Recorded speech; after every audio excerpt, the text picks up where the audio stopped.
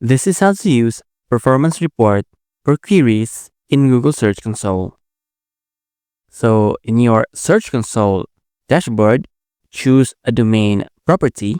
Then you can see here Performance Chart. Click Full Report. Then you can see here total clicks, total impressions, average CTR, and average position. If you check these checkboxes, then scroll down, you can see here your top queries and their clicks, impressions, CTR, and position. You can also set the time frame from 24 hours up to 3 months, where you can use a specific date range.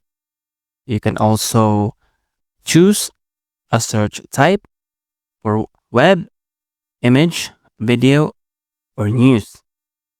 And you can also add a filter. For instance, a query. You can add a query manually here and also compare keywords.